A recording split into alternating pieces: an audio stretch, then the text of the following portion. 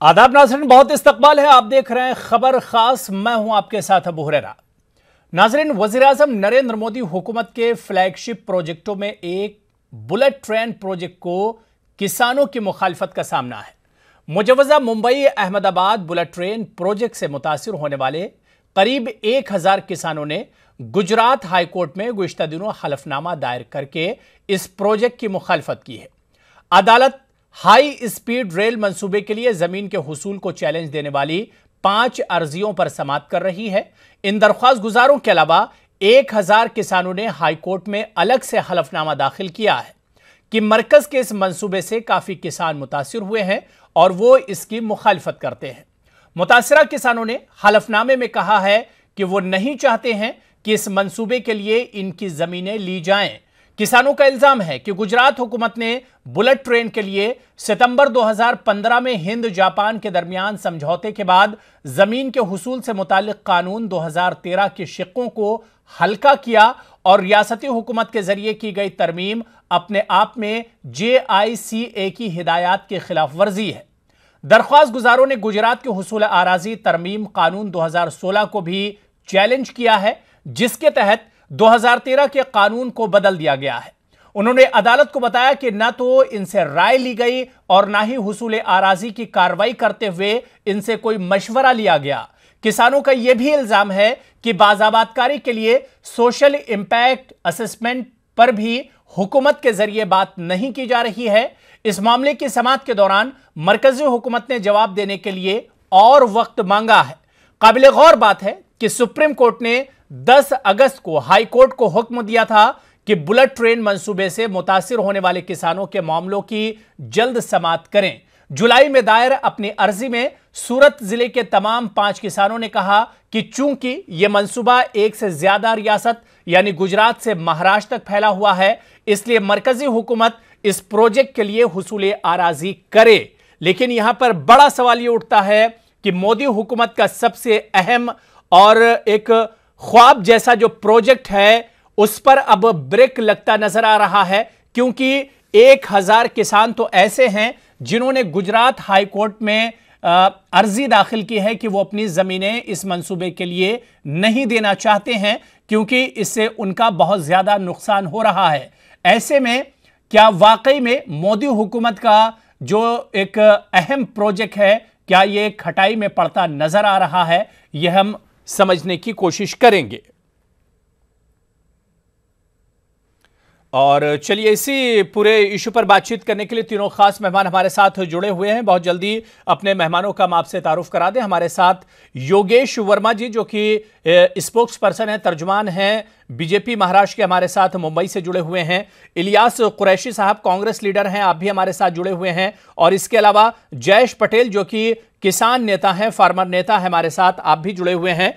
तीनों मेहमानों का हम बहुत इस्तकबाल करते हैं इस खास प्रोग्राम में। सबसे पहले जयेश पटेल, आपसे ही शुरुआत करना चाहेंगे कि गवर्नमेंट का इतना बड़ा प्रोजेक्ट है, बल्कि एक ड्रीम प्रोजेक्ट इसे कहा जाए, आखिर किसान अपनी जमीनें क्यों नहीं देना चाहते हैं?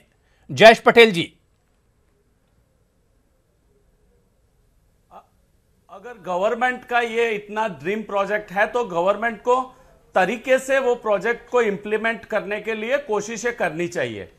हमें यह लग रहा है कि गवर्नमेंट इतना स्पीडीली उसको टेकअप करने की बात कर रही है, उसमें सारे जो लॉ है, प्रावधान है, कायदा का जो प्रावधान बनाया हुआ है उसको बाईपास करके ये सब करने की कोशिश गवर्नमेंट कर रही है।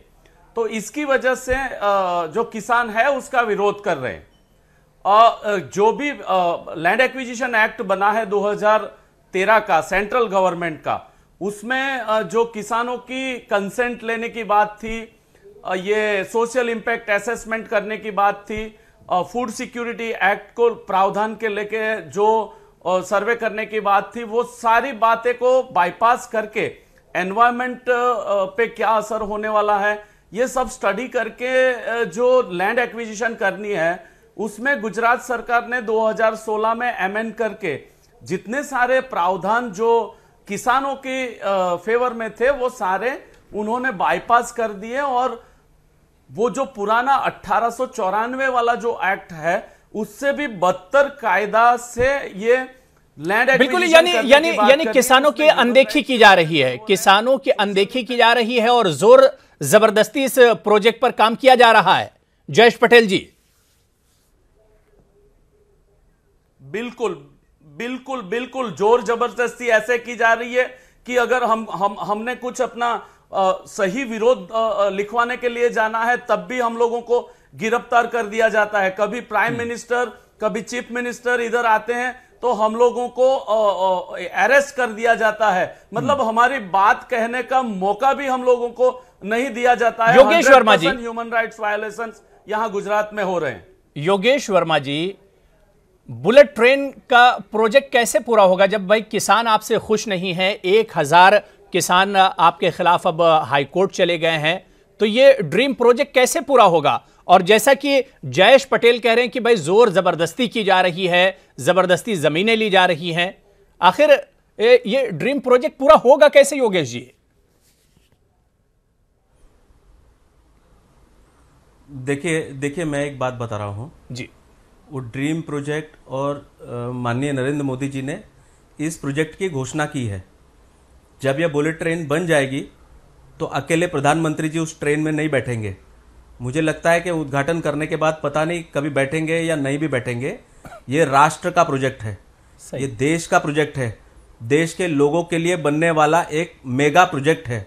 देखिए मैं आपको एक बात बता रहा हूं, कभी कभी जो इन गांवों के अंदर और यहाँ पर कम्युनिस्ट लोग और वहां पर ऐसे लोग, जो आप देखेंगे इस देश में कोई भी बड़ा प्रोजेक्ट, देश में कोई भी सरकार घोषणा करती है, वैसे ही उसके विरोध करने वाले जैसे कुकुर मुत्ता उग जाता है ना, ऐसा वो उग जाते हैं। लोग उनको और ज्यादा हवा देने लगते हैं। देखिए राष्ट्र को आज नहीं तो कल आगे बढ़ना होगा। जब वो आगे बढ़ना होगा तो उसको अपने सारे प्रोजेक्ट्स जो है, जो बहुत कीमती हैं, जो समय के साथ पूरे होने चाहिए, अगर वो समय के साथ पूरे नहीं हुए, लेकिन किसी को नाराज करके शुरू करना पड़ेगा योगेश जी। लेकिन किसानों को नाराज करके उनसे जबरदस्ती करके अगर इस प्रोजेक्ट को आप पूरा करेंगे तो समझता हूं। सुने ना, किसानों को मैंने देखिए मैं आपको एक बात बता रहा हूं। देश बड़ा होता है या व्यक्ति बड़ा होता है? देश बड़ा होता है, हर चीज से बड़ा होता है। सरकार किसी प्रोजेक्ट की घोषणा कर देती है तो प्रोजेक्ट देश के लिए होता है, आम जनता के लिए होता है, देशवासी के प्रोजेक्ट के लिए होता है। अरबों लाखों लोग उससे इफेक्ट होते हैं। उसके बनने के बाद में देश का इतना बड़ा फायदा होता है। उसको ध्यान में रखते हुए मुझे लगता है कि जो भी लोग विरोध कर रहे हैं वो इस प्रोजेक्ट का विरोध नहीं कर रहे हैं। देखिए मैं आज नरेंद्र मोदी जी का विरोध करना ये एक फैशन है। अगर मैं मोदी जी के खिलाफ बोलने लग जाऊं तो फौरन मुझे चैनल वाले ले लेंगे, मुझे सब ले लेंगे, लेकिन उससे देश का नुकसान होगा। मोदी जी उस बुलेट ट्रेन में बैठ करके घूमने वाले नहीं है, या वो ट्रेन अकेले नरेंद्र मोदी जी के लिए नहीं बन रही है, ये देश के आम नागरिक के लिए बन रही है। आप उनके अधिकारों के बारे में बात करिए, आप उस बारे में बात करिए जो वर्ल्ड में 1934 में बुलेट ट्रेन आ गई, ब्रिटेन में 1964 में चाइना में आ गई, जापान में 1950 में आ गई, और हम आज भी ऐसी स्थिति में हैं। मुझे लगता है जयेश पटेल इस पर कुछ जवाब देना चाह रहे हैं जी, जल्दी जवाब दीजिए, फिर इलियास कुरैशी के पास भी जाना है जी। जयेश पटेल जी जल्दी से जवाब दीजिए। गरीब किसानों का नुकसान कर रहे हैं पूरे वर्ल्ड में, एक के बजाय 5 गुना, एक आखिरी बुलेट ट्रेन कब बनी है रेट दिया जा रहा है। इंटरनेशनल लेवल पर आप जो है ना, आप मिस्टर जयेश पटेल जी, आप देश विरोधी हो। 1965 के विरोध नहीं हो। टेक्नोलॉजी है, किसानों का नुकसान करा रहे हो, आप गरीब लोगों का नुकसान करवा रहे हो, आप आदिवासियों का विरोध करवा रहे हो, आप चीन के इशारे पर काम कर रहे हो। वो बात बहुत पुरानी हो गई योगेश जी, ये बात बहुत पुरानी हो गई। देश विरोधी 1,08,000 करोड़ का जो खर्चा कर रहे हैं, आप देश विरोधी काम कर रहे हैं। 1,08,000 करोड़ का खर्चा करके आप देश विरोध कर रहे हैं, देश विरोध की बात कर रहे हैं। देश विरोधी हो जाएगा। शताब्दी, आप अपने आप को अपडेट कीजिए योगेश जी। देश के विरोधी योगेश जी, आप अपने आप को और आपके बारे में आप अपने आप को अपडेट कर दीजिए। 1,08,000 करोड़ का खर्चा है, शताब्दी ट्रेन। अरे देश भक्ति का सर्टिफिकेट सिर्फ आपको नहीं दे रखा है इस देश की जनता ने, हम सारे देशभक्त हैं। 1,08,000 करोड़ का खर्च कर रहे हैं। आप शताब्दी ट्रेन 40 अहमदाबाद से बंबई में जो शताब्दी ट्रेन छोड़ रही है, नहीं करेगा। अहमदाबाद से बंबई में जो शताब्दी ट्रेन जा रही है वो 40% वैकेंट जा रही है। मेगा प्रोजेक्ट का विरोध मेरे दोस्त, अरे हिंदुस्तान के अंदर जो रेलवे है 40% खाली हो रही है। शताब्दी ट्रेन लोगों को, गरीब लोगों को 1 किलोमीटर का 212 करोड़ का जो आप खर्चा कर रहे हैं, उसकी हालत अगर 10 करोड़ का एग्जिस्टिंग ट्रैक पे आप खर्च करोगे 1,25,000 करोड़ में पूरे देश का रेलवे नेटवर्क आपका बिल्कुल बिल्कुल आपके पास इंप्लीमेंटेशन कुछ नहीं है। झूठ बोल रहे हो आप देश के सामने, झूठ बोल रहे हो आप, सब बकवास है। अब अगर रेलवे इतनी सारी चल रही है तो आप आइए हमारे साथ देता है। मैं आपको चैलेंज करता हूं, मैं आपको चैलेंज करता हूं, आप रूबरू मिलिए, रूबरू मिलिए। अरे भाई, गुजरात के 1000 किसानों ने हाईकोर्ट में एफिडेविट किया है। मुझे दे दो, अगर नहीं कंसेंट वाला क्लोज क्यों निकाल दिया? सोशल इम्पैक्ट असेसमेंट वाला क्लोज क्यों निकाल दिया? के अंदर घोटाले हो गए, झूठ बोलते हो। आइए एक बात समझ में नहीं आ रही, चौराहे पे लटकने की बात। ठीक है इलियास, एक बात समझ नहीं आ रही झूठ बोलने का ठीक है इलियास कुरैशी जी खामोश हो जाइए। ठीक है जयेश पटेल जी आप भी खामोश हो जाइए जी। वो तो देश की जनता को तय करने दो ना। मोदी जी का विरोध करने के लिए आए हो कि आप बुलेट का विरोध करने आए हो? नहीं, वो हमको झूठी बात, आप झूठ बोल रहे हैं। हम डेटा के साथ बात कर रहे हैं, क्या बात कर रहे हैं? हमने डिटेल फिजिबिलिटी रिपोर्ट जो 3000 बने की वो पढ़ी है, हमको बोल रहे हैं। आप मेरे को ये मत बताओ। अरे भैया अगर हमारी बात गलत होती ना तो हाईकोर्ट एडमिट नहीं करती हमारी बात को। आप हमारी बात अरे आपकी बात बिल्कुल, क्या बात कर रहे हैं? मोदी जी का झूठ विरोध कैसे बोल सकते हैं? अरे कोर्ट में अभी तक आपने जवाब नहीं दिया, जवाब क्यों नहीं रखते हाई कोर्ट में?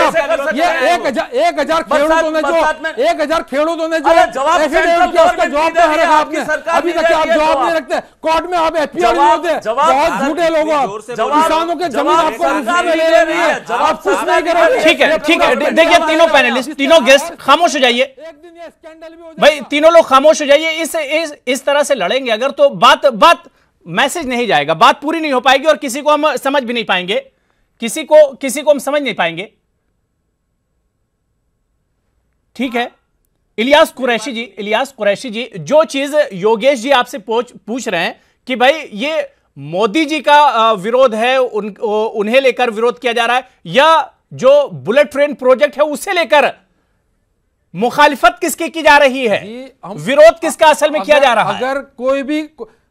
अगर कोई भी काम हो, अगर देश हित में होगा तो वो हमेशा उसको अप्रिशिएट किया जाएगा, लेकिन जिसमें अगर नुकसान होगा उसको कभी अप्रिशिएट करने में नहीं आएगा। मैं आपको बता दूं कि यूपी, बिहार, बंगाल, ये झारखंड, ये सारे लोग जो है हिंदुस्तान के सारे चारों कोने कोने में अपना काम करते हैं। अगर गुजरात से किसी को मोदी जी के वाराणसी में अगर जाना होगा तो 3 महीने पहले उसका टिकट बुक कराना पड़ेगा। टिकट बुक कराने के अंदर भी उसको पता नहीं है कि उसका टिकट रिजर्वेशन होगा कि नहीं होगा और किस हालात में उसको जाना पड़ेगा। कहीं पर बाथरूम या लैट्रिन के बाजू में खड़े रहकर उसको 3 दिन की मुसाफरी करने पड़ेगी। यह हालत हमारे रेलवे की है, उसको तो सुधारने की कोशिश नहीं करते। हमारे रेलवे की हालत यह है कि हम 9 बजे जाकर वहां पूछते हैं कि भाई 9 बजे आने वाला जो ट्रेन है वो क्या 9 बजे आएगा या लेट है। तो इस तरह की तो हमारी हालत है। पब्लिक सेक्टर के अंदर जितने भी सेक्टर है सबसे ज्यादा अगर मुनाफा कोई करता है तो रेलवे करता है और ये रेलवे के अंदर आपने उसको फैसिलिटीज के नाम पे बिल्कुल जीरो है, कोई जात की फैसिलिटीज नहीं दी जा रही है। आप उसके रेलवे स्टेशन की हालत देखो, अरे इसी को अपग्रेड कर दो, 1,10,000 करोड़ रुपए आप इसमें खर्चने की बात करते हो तो कम से कम इसको अपग्रेड कर दो, इसकी फैसिलिटीज सुधारो, इसका जो टाइमिंग है राइट कर दो, एक्सीडेंट की जो मात्रा है फ्रीक्वेंसी है उसको आप कम कर दो। मंत्री उनसे पूछिए अरे आप लोग ने 4 साल में क्या किया? अगर आपने कोई झंडी काट दी, आपने कोई रिबन काट दी तो आपने कर दिया, आपने नाम बदल के अपने नाम पे कर दिया, वो आपने कर दिया। और ये 4.5 साल में आपने क्या किया? आपने क्या किया 4.5 साल में? आपसे जनता हिसाब मांगती है। जनता की ओर से मैं आपको पूछता हूँ, जनता की ओर से आपको मैं पूछता हूँ कि 4.5 साल में आपने क्या किया? बुलेट ट्रेन का ख्वाब आप 10 साल बाद का दिखा दो, अभी आपने क्या किया ये बताओ। आप एक काम करिए, अरे अभी आपने क्या किया 4.5 साल में? कौन सी ट्रेन की हालत सुधारी? अगर मुझे अहमदाबाद साबरमती से वाराणसी जाना है मैं कितने घंटे में पहुंचूंगा? आप मुझे ये जवाब दो। मैं कैसी हालत में पहुंचूंगा ये आप मुझे जवाब दो। अरे झूठ बोल के अपना व्यापार करते हो आप लोग। आप तो मुझे एक बात अरे झूठ बोल के सिवाय बोल वचन के आपके पास कुछ नहीं है देने के लिए, डिलीवरी में आपके पास कुछ नहीं है। क्या दिया आपने? डिमोनेटाइजेशन सबसे बड़ा भ्रष्टाचार है, बैंक का घोटाला सबसे बड़ा भ्रष्टाचार है आपका, युद्ध जहाज का आपका सबसे बड़ा घोटाला है। और मैं मानता हूँ कि ये जो 4 लाइन तोते की तरह पढ़ा दिया है, प्रोजेक्ट आप वही 4 लाइन आप बोलने को यहाँ आए हो, आप 4 लाइन तोते की तरह आपको पढ़ाया है, वही 4 लाइन आप बोलने के लिए आए हो। आप मोदी जी का विरोध करने के लिए आए हो, आप बुलेट ट्रेन का प्रोजेक्ट रुक जाएगा तो आपके दिल को ठंडक पड़ जाएगी। ये जो बुलेट ट्रेन देश का नुकसान करके एक समय ऐसा आपको आएगा आपके दिल को ठंडक करना है। वही हाल होगा, आप मोदी जी का विरोध करने आए हो, कि सबसे आप बड़ा बुलेट का विरोध करने के लिए आप आए हो। बुलेट ट्रेन है, सबसे बड़ा भ्रष्टाचार का माध्यम बुलेट ट्रेन है। आपके पास कुछ नहीं है देने के लिए, अभी तक आपने दिया क्या? कांग्रेस का राज नहीं है, आपने बड़े बड़े वादे किए, कांग्रेस का राज नहीं है। करेंगे, बताओ पटेल साहब आप इतना मत चिल्लाओ, थोड़ा पानी पी लो, थोड़ा पानी पी लो, थोड़ा पानी पी लो। इवन थोड़ा आपने इतना राजधानी जोर के से रेट चिल्ला बढ़ा रहे दिए, हो, आपका बुलेट ट्रेन का रेट से वो एयरफेयर से भी ज्यादा होगा। अरे आप क्या? ठीक है, ठीक है, ठीक है। जयेश पटेल जी आपके पास आना चाहेंगे। जयेश पटेल जी, जयेश पटेल जी, जयेश पटेल जी, क्योंकि किसानों से आप जुड़े हुए हैं, किसानों के लीडर हैं। अगर बुलेट ट्रेन प्रोजेक्ट की पूरी उसकी हम बात करते हैं, किसान नाराज है, असल नाराजगी है क्या किसानों की? जयेश पटेल जी इसे समझाइए, क्यों नाराज हैं? वही मैं बात पे आता हूं। अगर मेरे दोस्त योगेश जी बैठे हैं, अगर वो लैंड एक्विजिशन एक्ट 2013 का अगर उन्होंने अभ्यास किया है, आप मेरी बात सुन लीजिए योगेश जी, अगर 2013 का जो लैंड एक्विजिशन एक्ट है उसका अगर आपने थोड़ा सा भी अभ्यास किया है तो उसमें फर्स्ट चैप्टर में एप्रोप्रिएट अथॉरिटी का एक डेफिनेशन लिखा है। बुलेट ट्रेन का प्रोजेक्ट मल्टी स्टेट प्रोजेक्ट है, उसमें एप्रोप्रिएट अथॉरिटी सेंट्रल गवर्नमेंट है, तो सेंट्रल गवर्नमेंट के एक्ट के हिसाब से लैंड एक्विजिशन होनी चाहिए। गुजरात में आप अमेंडेड 2016 का एक्ट है, उसको लेके एक्विजिशन कर रहे हैं। महाराष्ट्र में कंसेंट से किसान के घर जाके आपकी जमीन बेचनी है, हम खरीदना चाहते हैं, तो कंसेंट से खरीद करने वाली बात करते हैं। यूनियन टेरिटरी में कुछ अलग बात करते हैं। हमने ये मुद्दा उठाया है कि जब मल्टी स्टेट प्रोजेक्ट है तो उसको एप्रोप्रिएट गवर्नमेंट सेंट्रल गवर्नमेंट होनी चाहिए, और सेंट्रल गवर्नमेंट का जो एक्ट 2013 है उसके तहत एक्विजिशन की प्रोसीजर होनी चाहिए, वो नहीं हो रही है। सोशल इंपैक्ट असेसमेंट होना चाहिए, वो नहीं हो रहा है। फूड सिक्योरिटी को लेके जो प्रावधान किए गए हैं, मल्टी स्टेट और मल्टी क्रॉप इरिगेटेड लैंड को एक्वायर नहीं करना है। आप गुजरात की जितनी भी लैंड एक्वायर हो रही है 678 हेक्टर, उसमें से 500 हेक्टर से ज्यादा जमीन मल्टी क्रॉप इरिगेटेड लैंड है, उसके लिए कुछ कर नहीं रहे हैं। और सेक्शन 11(1) का नोटिफिकेशन जब निकलता है तो उस एरिया की मार्केट वैल्यू को नोटिफाई करनी होती है, लेकिन वो भी नहीं किया गया। इस बात को लेके हम लोगों ने हाई कोर्ट में पिटीशन फाइल कर रखा है, और हाई कोर्ट ने हमारी पिटीशन एडमिट कर दी है, मतलब हमारी बात को हाई कोर्ट ने स्वीकार किया है। हमने वायरस चैलेंज किए हैं। अब झूठ की बात कहां से आ गई? मेरे दोस्त अगर वो लैंड एक्विजिशन एक्ट उठा के अगर पढ़ ले तो उसमें हम जो बात करें, और उसी को लेके 1000 किसानों ने, ठीक है, और 500-600 ठीक है। पटेल जी, योगेश जी आपका जवाब दे रहे हैं, योगेश जी जवाब दे रहे हैं आपको, तारीख तक सबमिट करने। जी, अब सुन लीजिए, अब योगेश जी को सुन लीजिए जरा आराम से। जी योगेश जी। जी देखिए, हाँ जी, बिल्कुल नहीं गलत।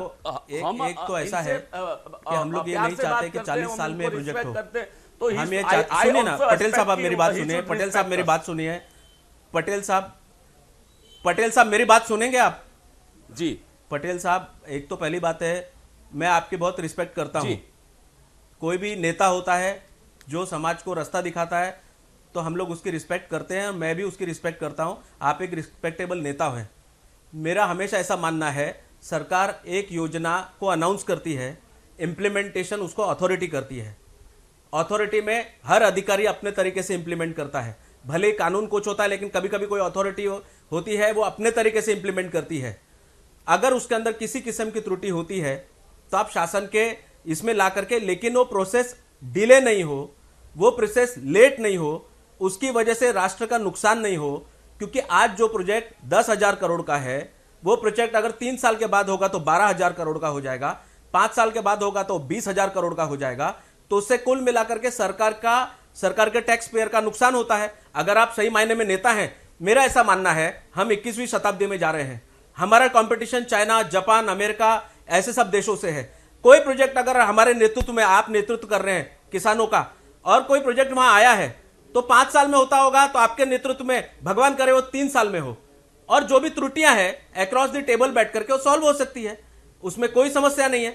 देश की पॉलिटिकल पार्टियां ये देश के हित के लिए होती हैं, देश का अहित करने के लिए कोई पॉलिटिकल पार्टी नहीं हो सकती। और जो भी पॉलिटिकल पार्टी या उसका कार्यकर्ता ऐसा काम करता है और वो देश का अहित करता है, उसको खुद सोचना चाहिए कि वो राजनीति में क्यों आया है। अगर किसान है, हो सकता है किसी को पढ़े लिखे नहीं हो सकता है कि कोई इंप्लीमेंटेशन की अथॉरिटी सही तरीके से इंप्लीमेंट नहीं कर रही हो, तो उसके ऊपर 10 चीजें हैं, आप उनके पास जाके उनके पास ये एफिडेविट दे सकते हैं, हम कल जमीन आपको नहीं देंगे, हम आज ही देंगे, लेकिन आप थोड़ा सा ठीक ठाक कर लीजिए, उसमें कोई बहुत समस्या नहीं है।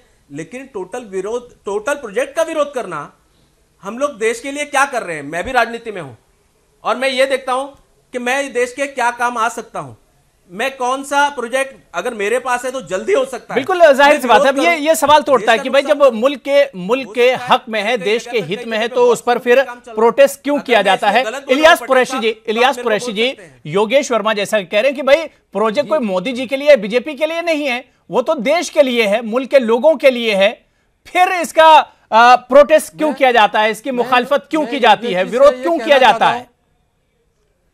जी, मैं योगेश जी से यह पूछना चाहता हूं कि शिवसेना तो एनडीए का एक हिस्सा है, तो फिर शिवसेना ने क्यों उसका विरोध किया। शिवसेना ने यह कहा कि हमारे यहां बुलेट ट्रेन नहीं चलेगी, तो इसका जवाब दे। और मैं ये कहना चाहता हूं आपके माध्यम से कि बुलेट ट्रेन दुनिया के इतने सारे 213 देश है, कितनी जगह बुलेट ट्रेन है। अरे हमारे यहाँ पे रेलवे तंत्र इतना बड़ा तंत्र है जिसमें बहुत सारा मुनाफा करती है रेलवे तंत्र, तो जो अपग्रेड करना चाहिए रेलवे को वो यहाँ पे क्यों नहीं करती। हमारे यहाँ पे जो रेलवे के अंदर अभी जितनी भी ट्रेनें चलती है वो सारी लेट चलती है ज़्यादातर। हमारे यहाँ की जो ट्रेनें हैं आप देखोगे तो एक्सीडेंट हो जाता है। अगर हमारे यहाँ पे अगर कोई गुजरात से वाराणसी, मोदी जी के स्टेट के अंदर वाराणसी में अगर जाना है साबरमती से, तो उसको 3 महीने पहले से टिकट बुक कराना पड़ता है और उसको ये भी गारंटी नहीं होती कि उसका टिकट बुक होगा या नहीं होगा। और अगर शादी की सीजन है तो और ज़्यादा तकलीफ होगी उसको। तो ऐसी पोजिशन के अंदर भीड़ भाड़ में इंसान अगर जाता है, वहाँ पे प्रॉब्लम क्रिएट होती है कि सारी की सारी तकलीफें पैदा होती है। तो कम से कम जो हालात है, जो रेलवे की हालत है, उसको तो सुधार दे। ये जो प्रोजेक्ट है, मैं ऐसा मानता हूं कि कम से कम हमारे यहां पे 15 गुना इससे ज्यादा अगर रेलवे का जो प्रोजेक्ट है उसके अंदर अगर इसको हम अगर पैसा जोड़ देंगे तो इससे अच्छा लोगों को मुसाफरी मिलेगी, सामान्य लोग अच्छे तरीके से मुसाफरी करेंगे। योगेश जी, रेलवे पर ही फोकस क्यों नहीं करती हुकूमत आपकी? किराया भी होगा, सरकारें रेलवे को ही अपग्रेड क्यों नहीं कर रही हैं, इसी पर फोकस क्यों नहीं करती हैं? मुझे मेरे कभी कभी राजधानी का किराया जो है वो बुलेट फ्लाइट से भी कम होता है, मतलब ये नहीं है। और कभी फ्लाइट का किराया ज्यादा होता है, कभी कम होता है, लेकिन बुलेट ट्रेन का किराया तो फ्लाइट से होगा, तो ये अफोर्डेबल भी नहीं है। तो आप इतना सारा 1 लाख 1 करोड़ रुपए का जब खर्चा करने जा रहे हो तो फिर 2 स्टेट के लिए क्यों, बाकी के 33 स्टेट गरीबों का भी तो ख्याल रखो। इनइक्वालिटी। इलियास कुरैशी जी, अब जवाब ले लेते हैं। जी योगेश जी, मेरी बात सुनिए। पहले तो बुलेट बन रही है इसलिए रेलवे का कोई सुधार नहीं हो रहा है, ये कॉन्सेप्ट एकदम गलत है। जहां पर बुलेट की तैयारी हो रही है वहां पर रेलवे का जबरदस्त अपग्रेडेशन का काम चल रहा है। आपको शायद पता होगा सबसे ज्यादा एक्सीडेंट हुए अभी यूपीए से ज्यादा एनडीए में एक्सीडेंट हुआ। आप देख लो, सबसे ज्यादा एक्सीडेंट। और आपके मंत्री ने तो कभी इस्तीफा देने की भी बात नहीं की। हमारे मंत्री यूपीए के मंत्री होते थे, मेरी एक बात सुनिए, दौरान पे रिजाइन कर देते थे। आप तो इतने निष्फल लोग हो। पहले के समय में जब ट्रेन की दुर्घटना होती थी तो वो अपनी जवाबदारी स्वीकार के रिजाइन करते थे, और आपके तो कोई एक्सेप्टेबल नहीं करता कि हमारे समय में ये हो रहा है। अभी इसका अभी देखो, आपने बोल लिया, आपके पार्टी के लोग खुश हो गए। अभी मेरे को बोलने दीजिए, लोग सुन रहे हैं ना। लोग अपना पैसा खर्चा, आप और मैं लड़े, डिबेट इसके लिए नहीं होनी चाहिए कि मैं और आप लड़े। ऐसा कोई जरूर, मुझे एक बात सुनो, लड़ने की बात नहीं है, आप मुझे एक बात बताइए, प्रजा का पैसा है, ये चैनल के ऊपर डिबेट पैसा व्यर्थ नहीं होना चाहिए। हम ये चाहते हैं, इतना सारा पैसा आप करोगे क्या? सुन लीजिए ना, ये सिवाय भ्रष्टाचार कुछ नहीं है। सुन लीजिए, थोड़ा सा सुन लीजिए जी, आपको मौका दिया जाएगा। जी योगेश जी, टाइम कम है जी। आप देखो, इलियास जी, आप और मैं दोनों, हाँ जी, देखिए रेलवे अपग्रेडेशन के ऊपर इस सरकार सबसे ज्यादा पैसा लगा रही है। रेलवे में इतना दिन रात, आपने देखा होगा तेजस ट्रेन से लगा करके कितनी नई ट्रेनें चालू हो गई है। पहले जो ट्रेनों के बारे में कोई सोच नहीं सकता था, ऐसी सब ट्रेनें शुरू कर दी है। यात्रियों की सुविधा के लिए क्या क्या चीजें नई लग रही है। मुझे लगता है कि आप थोड़ा सा कांग्रेस से बाहर निकलेंगे और देखेंगे तो आपको पता लगेगा, लेकिन समय लगेगा। से बाहर निकलने की बात नहीं करता। यूपीए के समय में राजधानी का रेट 1200 रुपए था, आपके समय में 2500 रुपए। बिल्कुल, लेकिन इतना तो तय है, कि कोई भी प्रोजेक्ट हो उसमें सबको खुश करना ही पड़ेगा और सबको खुश करके ही आगे ले चलना पड़ेगा, तभी कोई प्रोजेक्ट अपने तकमील तक पहुंचेगा। देखिए टाइम हमारे पास बहुत कम बचा है। योगेश जी आपका बहुत बहुत शुक्रिया हमारे साथ जुड़ने के लिए। इलियास कुरैशी जी आपका भी बहुत बहुत शुक्रिया, और इसके अलावा जयेश पटेल जी आपका भी बहुत बहुत शुक्रिया हमारे साथ खबर खास में जुड़ने के लिए। जाहिर सी बात है कि किसान अगर नाराज हैं तो सरकार को उनके साथ मिल बैठकर उनकी जो परेशानियां हैं उसे हल करने की कोशिश करनी चाहिए, जब ही जाकर एक ड्रीम प्रोजेक्ट मुकम्मल हो पाएगा। बहुत बहुत शुक्रिया हमारे साथ जुड़ने के लिए। आदाब।